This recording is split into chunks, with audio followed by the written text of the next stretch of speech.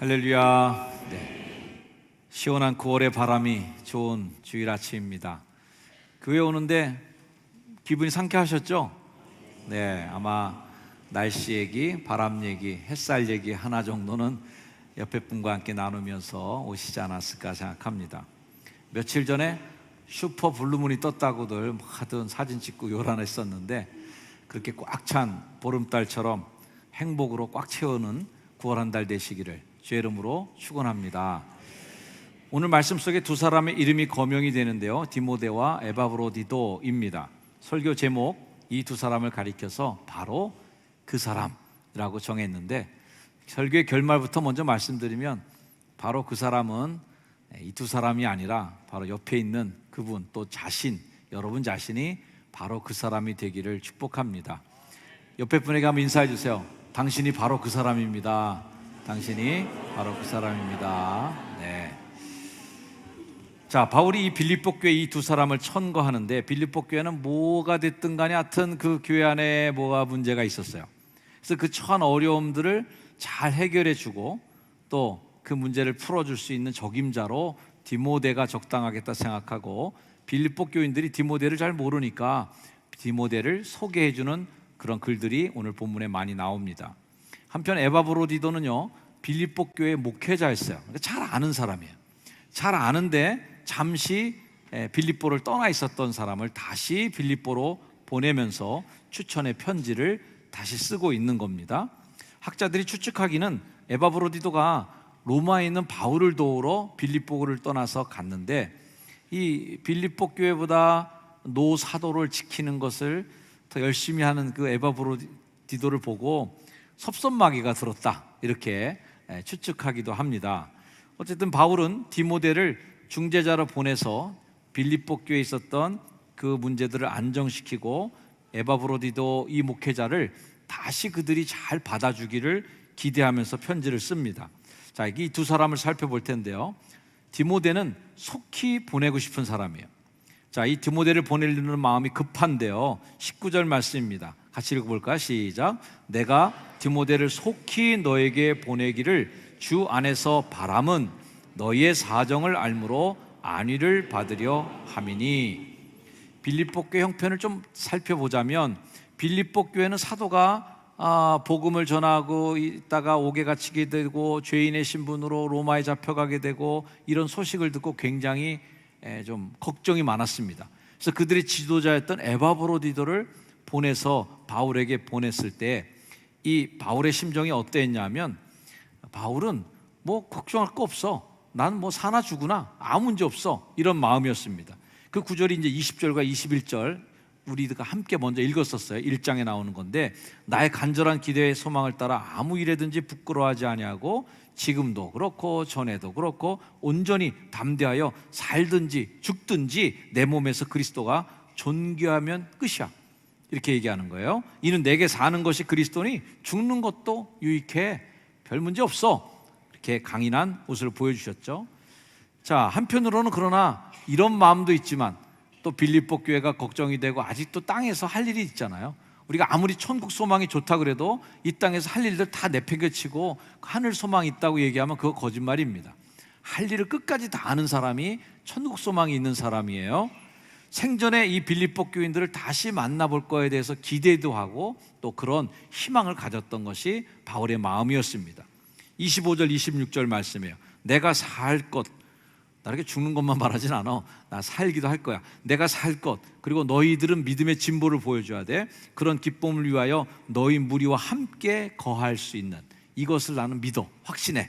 내가 다시 너희와 같이 있으므로, 같이 이제는 있게 될 터인데, 그걸 통해서 그리스도 예수 안에서 너희 자랑이 나로 말미암아 풍성하게 하려는 것이다 라고 기대를 보입니다.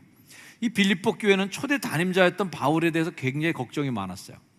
우리 일대 담임자 하셨던 우리 바울 사도님 어떻게 지내시나, 그러면서 그 바울 사도를 이렇게 걱정하는데, 바울 사도는 또 멀리 떨어져 있으면서 뭘 걱정해요? 자기 걱정은 안 하고 이제 교회 걱정하고 있는 거예요. 빌립보 교회 잘 있을까? 빌립보 교회는 그 문제가 있다 그러는데 그거 잘 해결할 수 있을까? 하면서 서로 걱정해주고 서로 안심시켜주기 위해서 노력하고 있습니다. 이렇게 바울과 빌립보 교회 사이는 서로를 위해 걱정해주고 서로를 통해 또 위로받는 그런 아름다운 관계였다는 거예요. 제가 중국에 다녀와서 이런 이야기 한번 드린 적이 있었는데요. 중국 가서 그 교통이 너무 혼잡스러운 거예요. 새치기, 중앙선 침범, 막 끼어들기, 엄청나게 교통이 혼잡해요. 몇 번이나 깜짝깜짝 놀랄 정도로 우리 차 앞에 끼어드는 차들이 있었거든요. 그래서 제가 좀 불편을 했어요. 아유, 어떻게 이렇게 그냥 운전을 이런 식으로 하냐고 막 그랬더니 중국인 가이드 분들 거기 계신 분이 환하게 웃으시면서 걱정하지 마세요, 아무 문제 없습니다는 거예요. 왜 그러냐 그랬더니 조금 있어 우리 차도 끼어들 거기 때문에 그렇다는 거예요. 그래서 여기서는 남이 끼어들고 우리도 끼어들고 우리도 위반하고 너도 위반하고, 그래서 서로 쌤쌤이라는 거예요. 서로 퉁치게 됐다는 거예요. 그래서 저는 생각했어요. 아니, 그런 걸로 퉁치려면 나도 안 끼어들고 너도 안 끼어들고, 나도 양보해주고 너도 양보해주고, 나도 매너를 지키고 너도 매너를 지키는 걸로 퉁을 쳐야지. 이게 쌤쌤이 돼야 되지 어떻게 거꾸로 쌤쌤이 되냐 이거예요. 교회나 이런 관계에서도 비슷한 유형이 존재한다고 생각합니다. 교회는, 빌립보 교회는 바울 걱정해주고 바울은 빌립보 교회 걱정해주고, 서로 이렇게 걱정하는 게 아름다운 모습인 거죠. 마찬가지로 교회에서도 주의 종이나 목회자에게 잘해주려고 하고, 목사님은 또 그런 대접을 받으면서 또 미안하니까 더 잘하려고 하고, 그렇게 해서 주고받고 하면 이것도 쌤쌤이에요. 근데 거꾸로 목사님께 잘 안 해주려고 그러고 뭔가 더 인색해. 그럼 목사님도 그래 알았어, 나도 기본만 할게.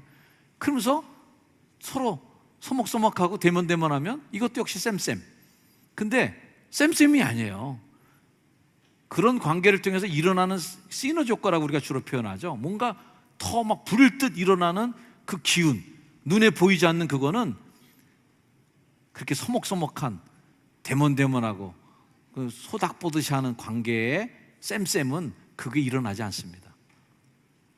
교회는 목회자 걱정, 목회자는 교회 걱정, 그러면서 서로 잘해주려고 노력할 때 거기에 불똥이 튀고 불이 일어나고 부흥의 바람이 일어나는 거죠.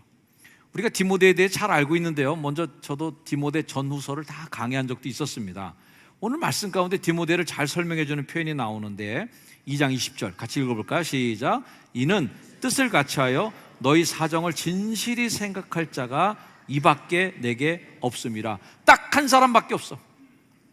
너희를 진실히 생각해 주는 사람 딱 한 명 추천할게, 디모데야 하는 겁니다. 교회를 염려하고 교회를 사랑하는 마음에 있어서 바울은 디모데 믿을 사람 딱 정해져 있는 거예요. 디모데의 어떤 면들이 그렇게 사도로 하여금 믿음직스럽게 만들었을까? 적어도 디모데는 이런 사람은 아니었다는 것이 오늘 성경에 나옵니다. 그들이 다 자기 일을 구하고 그리스도 예수의 일을 구하지 아니하되, 그 뒤에 나오는 말씀은 다 그렇게 아니하는데 디모데는 그래 라는 얘기를 하고 싶은 거예요. 교회를 일을 할 때 두 가지 유형의 사역자가 있을 겁니다. 이런 질문을 던져볼 수 있죠. 삶의 우선순위를 자기 일에 두나? 아니면 예수님에게 자기의 삶의 우선순위를 두는가? 한번 물어볼까요? 자, 읽어보세요. 시작. 삶의 우선순위를 자기 일에 두는가? 아니면 예수님께 두는가? 옆에 분에게 물어보세요. 당신은? 짝 째려보시면서. 이 질문에 어떻게 대답하느냐에 따라서 두 부류의 사람으로 나뉘어지게 될 것입니다.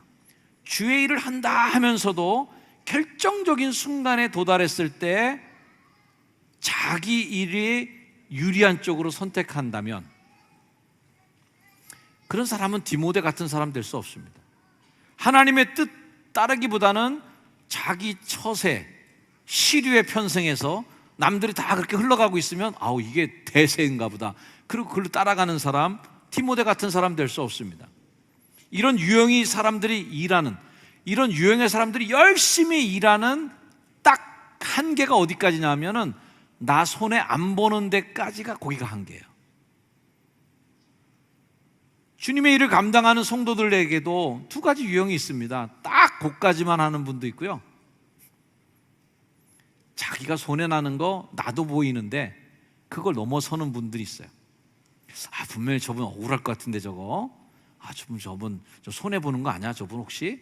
그런데 그거를 넘어서는 분들을 보게 돼요. 디모데가 그런 사람이라는 거예요.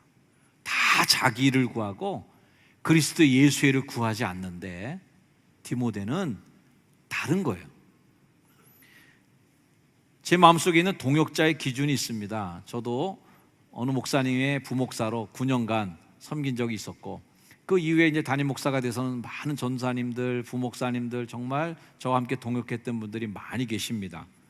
능력에 편차도 많이 있으셨고 자질도 다른 분들이 있으셨어요. 저는 그런 건 크게 중요하지 않다고 생각합니다. 단 제가 이런 분하고는 나 동역 못하겠다 싶은 딱 한 가지 조건이 있다면, 소명의식이 없는 목사님이나 소명의식이 없는 전사님, 그런 분하고는 나는 동역 못하겠다라는 나름 제 기준은 가지고 있습니다. 능력이 모자르면 어떻게 해요? 성품이 그런 건 또 어떻게 해요? 어떻게 할 수 없는 게 있거든요.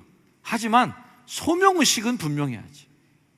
소명의식이 있는 사람은 자질의 부족함을 메꿔내는 거고요, 소명의식이 있는 사람은 성품의 부족함이나 능력의 부족함을 충분히 그걸로 메꿔낼 수 있어요. 이 디모데는 바로 그런 사람이었다는 거예요. 이 디모데는 2차 전도 여행 때 루스드라에서 얻은 제자인데, 바울이 딱 디모데 기억하면 디모데 누구지? 디모데 이런 사람, 그래서 보고 싶어 라고 하는 조건이 있어요. 디모데후서 1장 4절, 내 눈물을 생각하여 너 보기를 원하면. 너의 눈물을 생각하니까 너 보고 싶어진다, 보고 싶어 라는 거예요. 눈물이 모든 걸 다 말해주진 않겠지만 적어도 디모데는 눈물이 있는 성도였다, 제자였다 라는 거예요. 진심이 있는 거죠. 그런 거짓이 없는 사람에 대한 칭찬, 디모데후서 1장 5절, 이는 내 속에 거짓이 없는 믿음이 있음을 생각함이라. 믿음이 거짓이 없어. 꾸며대는 믿음이 아니야. 남 속이는 믿음이 아니야. 그런 척하는 게 아니야. 진짜야 그냥. 이런 사람이 디모데예요. 또 이 디모데는 그러니까 칭찬받겠죠. 디모데는 루스드라와 이고니온에 있는 형제들에게 칭찬받는 자니 주변의 사람들이 다 좋아해줘. 이런 사람이 어디 있겠어요. 그러니 이 디모데가 빌립보 교회에 보내면 문제 해결될 수 있다고 생각하겠죠. 오늘 본문 말씀 중에는 최고의 칭찬이라고 할 수 있는 말씀이 나오는데, 디모데의 연단을 너희가 안 하니, 빌립보 교회에다 얘기하는 거예요. 빌립보 사람들아, 디모데는 연단받은 사람이야, 훈련받은 사람이야 하면서 자식이 아버지에게 함같이 나와 함께 복음을 위하여 수고한 사람이야. 바울이 디모데를 영적인 자녀로 생각한 것은 여러분 잘 아실 겁니다. 그런데 디모데 역시 바울을 자기 아버지에게 하듯 섬겼던, 극진한 존경과 예의로 대하였던 사람인 것이죠. 제가 설교문에다 가로 열고 써놨습니다. 우리 교회 부교역자들이 이 말씀을 잘 암송하였으면. 웃어주셔서 감사해요. 웃으라고 한 말인데 안 웃었으면 큰일 날 뻔했습니다. 진짜 될 뻔했어요.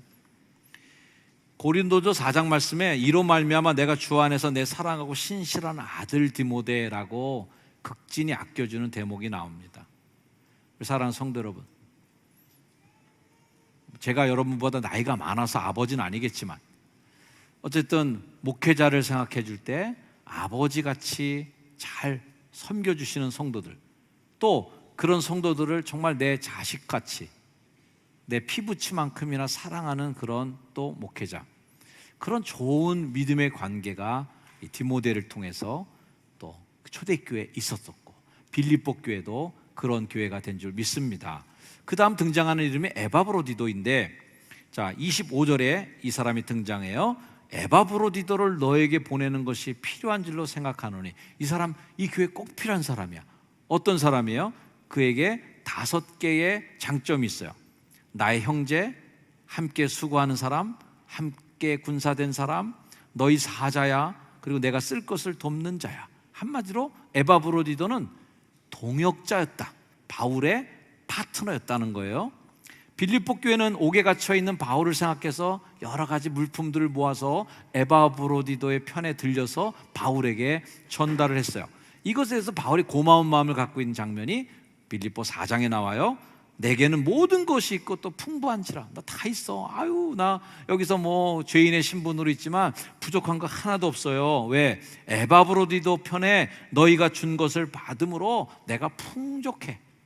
아주 감사해 하는 마음을 갖고 있습니다. 그러면서 이는 받으실 만한 향기로운 제물이다. 성도들이 바울에게 준 그 고마운 일을 향기로운 제물로 승화시켜 주었습니다. 또 그 다음 구절은 하나님을 기쁘시게 한 거예요.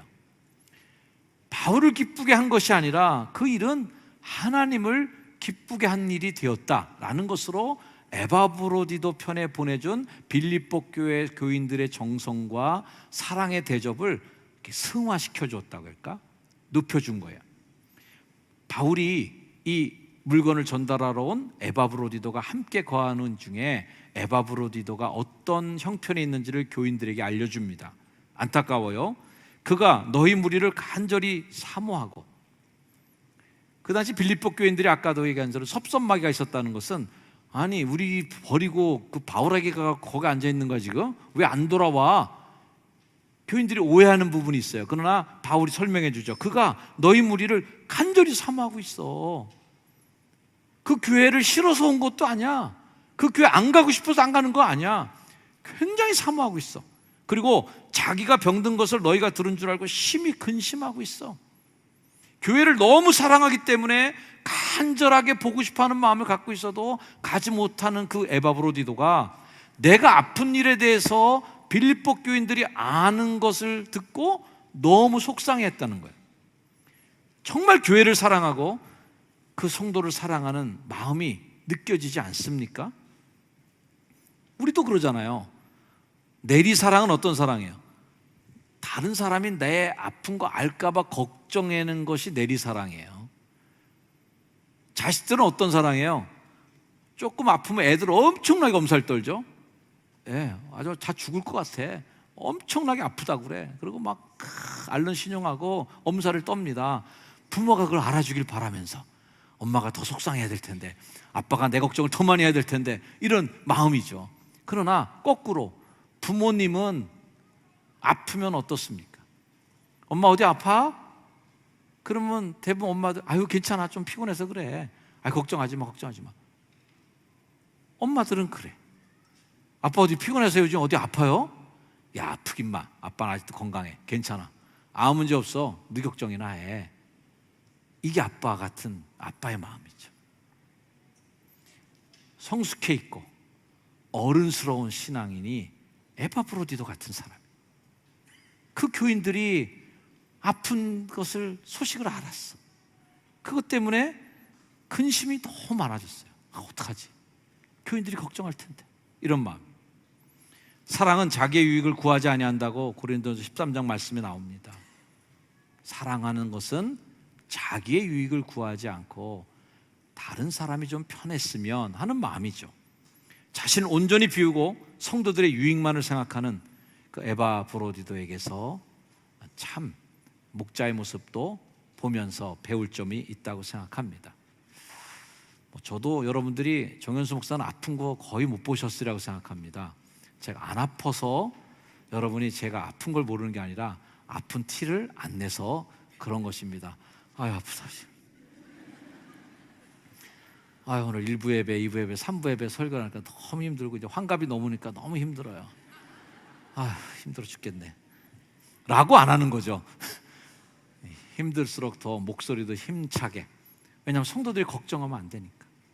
성도들이 목사님 걱정하면 안 되니까. 목사가 여러분을 걱정해야지 여러분이 목사 걱정하면 안 돼. 그러니까 늘 건강한 모습으로, 늘 힘찬 모습을 보여주려고 애를 쓰는 거죠. 자, 근데 이 에바브로디도의 병세가 별로 심상치 않아요. 27절, 그가 병들어 죽게 되었어요. 근데 하나님이 그를 긍휼히 여겨주신 덕분에 살아났다는 거예요. 그뿐 아니라 에바브로디도가 살아나니까 바울도 위로받는 거예요. 나를 도와주러 왔는데 덜크덕 죽어봐요, 병들어서. 그거 얼마나 또 그 마음 아픈 겁니까? 나를 긍휼히 여기사 내 근심 위에 근심이 더해질 뻔했는데 이거 하나님이 면하게 해주셨어. 너무 감사해 라는 거예요. 자기 목숨을 돌보지 않고 헌신적으로 섬긴 그를 죽음에서 건져준 하나님의 긍휼하심.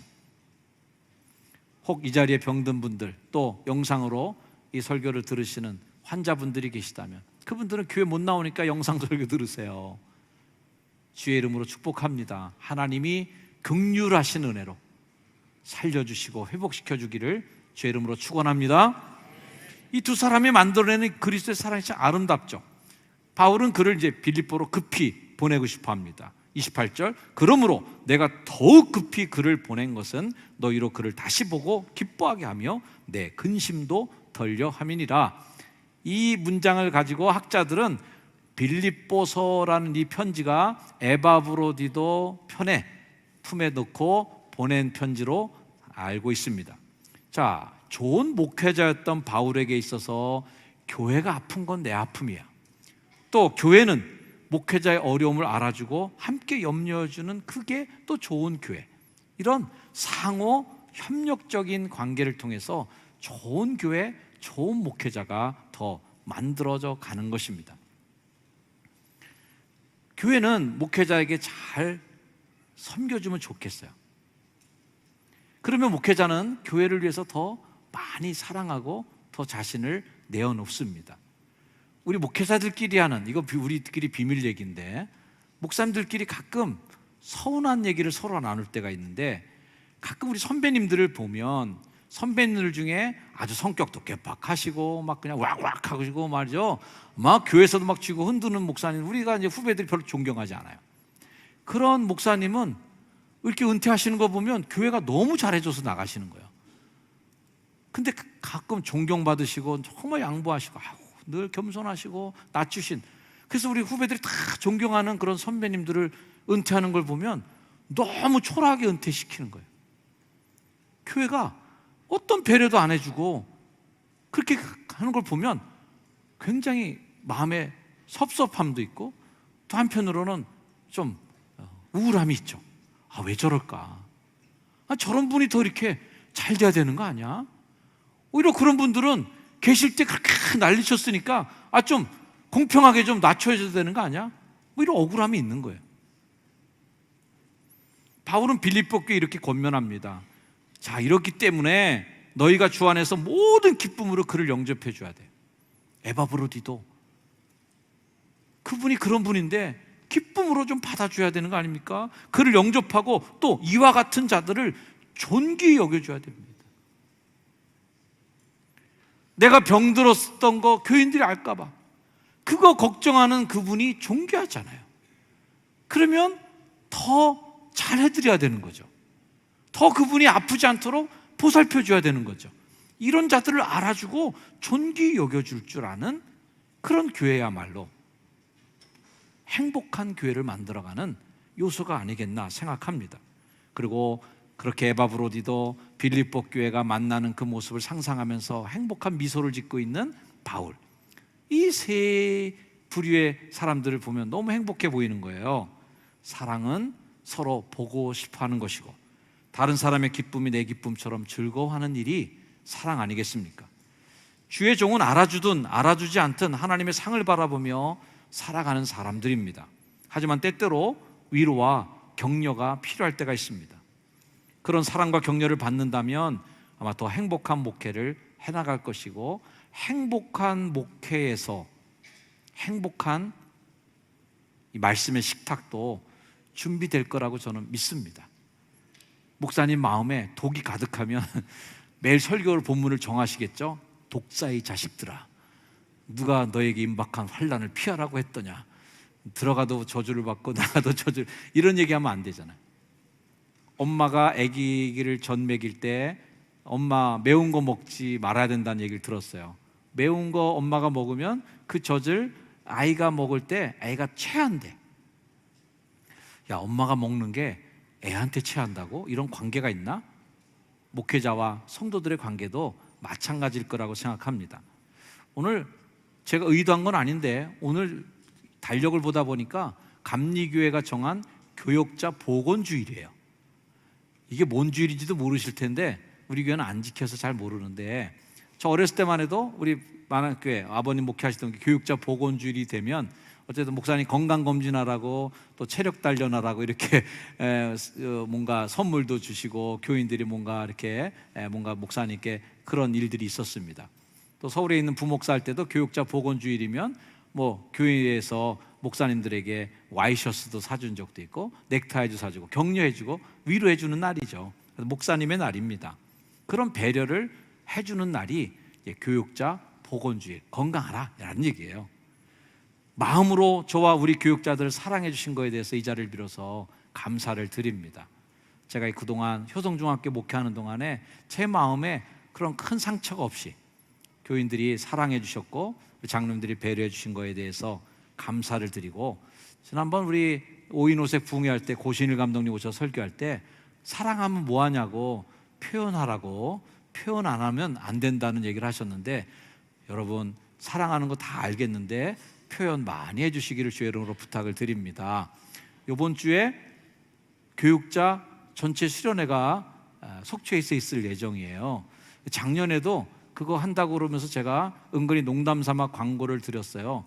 기프트콘 환영합니다, 쿠폰 보내주시는 거 환영합니다 그랬더니 오늘 2부 예배에 설교했더니 벌써 제 카톡에 몇 개나 와 있어요. 그래서 이번 주일에는 이 설교까지 했으니 제가 볼 때는 카톡이 넘치지 않겠나 불안한 마음이 있는데, 똑같은 부품 보내주지 마시고 잘 보내주시기를 계획을 잘 세워서 보내주시길 바랍니다. 어쨌든 여러분이 표현해 주시는 거에 그 사랑이 감사하다. 오늘 마지막 2장 30절 말씀이 이렇게 마무리됩니다. 같이 한번 읽어볼까요? 시작. 그가 그리스도의 일을 위하여 죽기에 이르러도 자기 목숨을 돌보지 아니한 것은 나를 섬기는 너희의 일에 부족함을 채우려 함이니라. 좋은 동역자가 보태줘서 바울이 교회를 다 섬기는 일에 대해서 하나도 부족함 없이 동역하는 사람이 있었다. 우리 교회는 장로님들을 저에게 동역자로 붙여주시고, 권사님들, 교구장님들, 여러 단체 장님들을 저에게 붙여주신 거예요. 그렇게 해서 내가 섬기는 일, 담임 목사로서 효동중학교를 섬기는 일에 부족함이 없게 되는 거예요. 저의 모자란 부분, 제가 못하는 부분, 제가 손이 안 닿는 부분을 위해서 여러분들이 도와주기 때문에 이 일이 완벽하게 목양으로 완성이 되어가고 있다. 저와 여기 있는 모든 성도들이 디모데와 에바브로디도처럼 하나님께 칭찬 듣는 귀한 일꾼으로 더 하나님께 복받는 자들 되시기를 주의 이름으로 축원합니다. 우리 기도하겠습니다. 하나님, 디모데, 에바브로디도처럼 자신의 일보다 복음의 일에 더 힘쓰며 나의 이익보다 교회의 유익을 생각하고 자신의 생명조차 아끼지 아니하고 드렸던 초대교회 위대한 성도들처럼 헌신적인 사랑으로 주의 나라를 만들어가는 일꾼 되게 하옵소서. 예수님의 이름으로 간절히 기도드립니다. 아멘.